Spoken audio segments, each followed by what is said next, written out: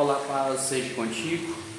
Meditando um pouco hoje na palavra de Deus, na vida de Jó, quando o próprio Deus permite que Satanás tocasse em tudo de Jó, eu fiquei me perguntando, será que Deus já sabia que Jó não iria blasfemar?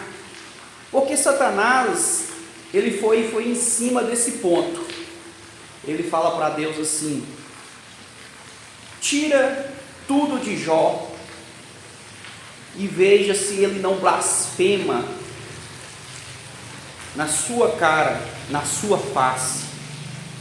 Satanás, ele queria era que Jó blasfemasse contra Deus. E a única forma que ele planejou para fazer com que Jó blasfemasse era tirando as coisas de Jó. Satanás foi lá, tirou os bens de Jó, tirou os filhos de Jó e por último tirou a sua saúde.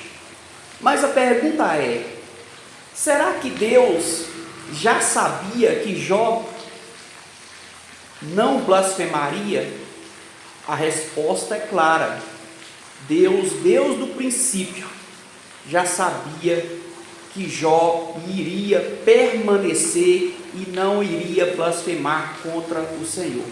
Por quê? Porque Deus sabe de todas as coisas.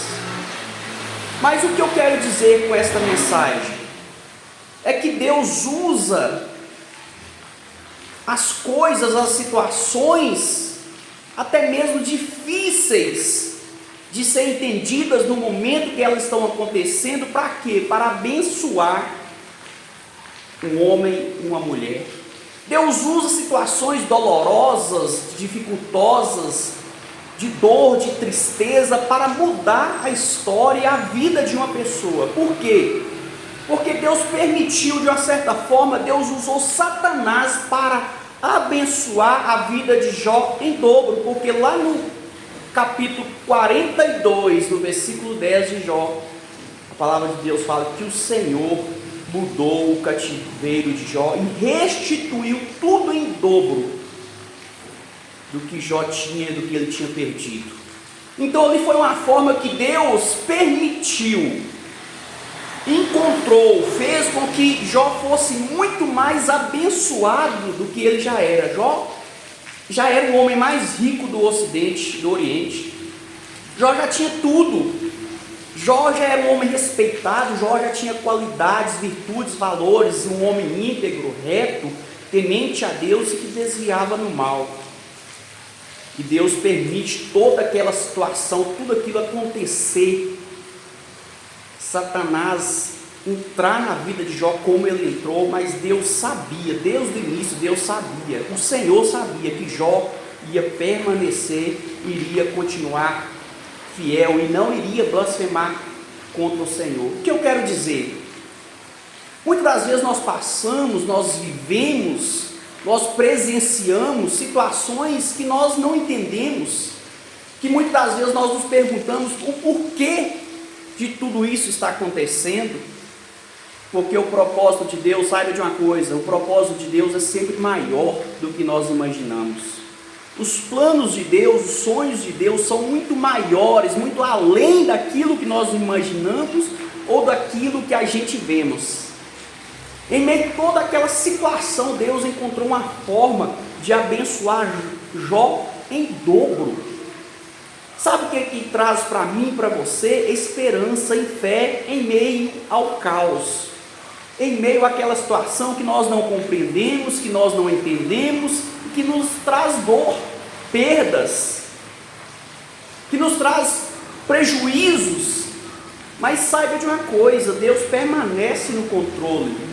Deus permanece no controle dos céus e da terra e de todas as coisas. Muitas das vezes, por nós sermos pequenos, por nós termos uma visão limitada, nós não conseguimos enxergar o agir e o trabalhar de Deus. Por causa da nossa limitação, muitas das vezes nós não entendemos, não compreendemos o trabalhar de Deus. mas Ele continua no controle. E para que o propósito dele, para que o propósito do Senhor se concretize, se realize, é preciso passar pelo processo. Só que muitas das vezes o processo ele é dolorido, ele é doloroso. E falando sobre isso, meditando sobre isso, eu me lembro de José. A história de José, desde quando ele sai da casa do pai, ainda um jovem, aonde ele passou por muitas etapas dolorosas na sua vida, até a chegar a ser governador do Egito, ele passou por muitas coisas dolorosas que trouxe dor, humilhação, quase foi morto pelos seus irmãos, foi jogado dentro de uma cisterna, foi vendido, foi preso injustamente, foi parar numa cadeia, foi vendido como escravo. Sabe por que de tudo isso?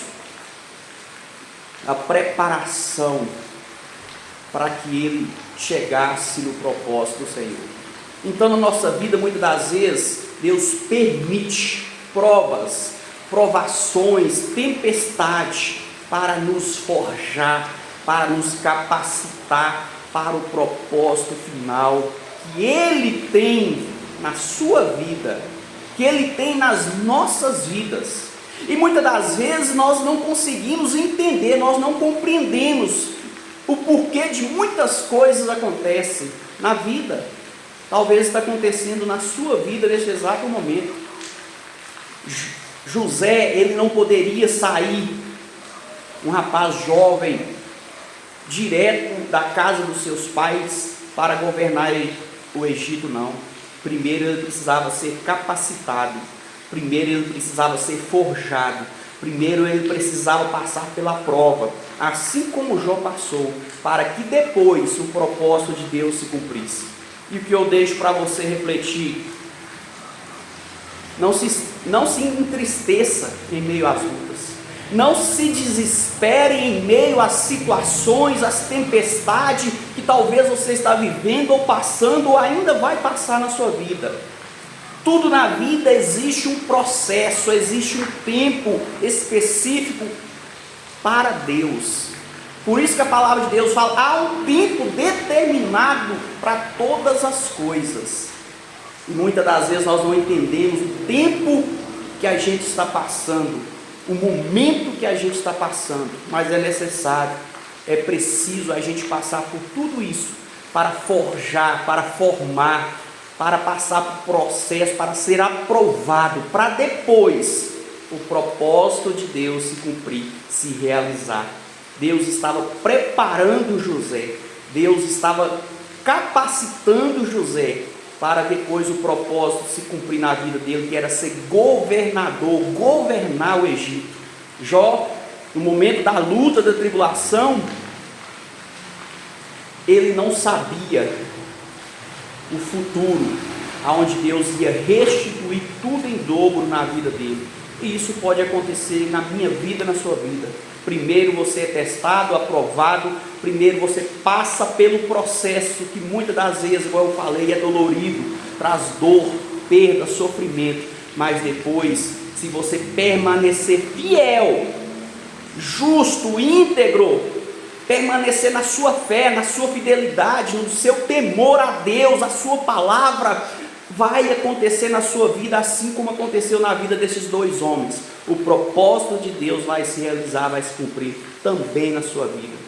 Deus abençoe grandemente a sua vida, a sua casa, o seu coração, e que o Espírito Santo venha te trazer sabedoria, luz na sua mente, nos seus pensamentos, no seu coração. Deus abençoe em nome de Jesus.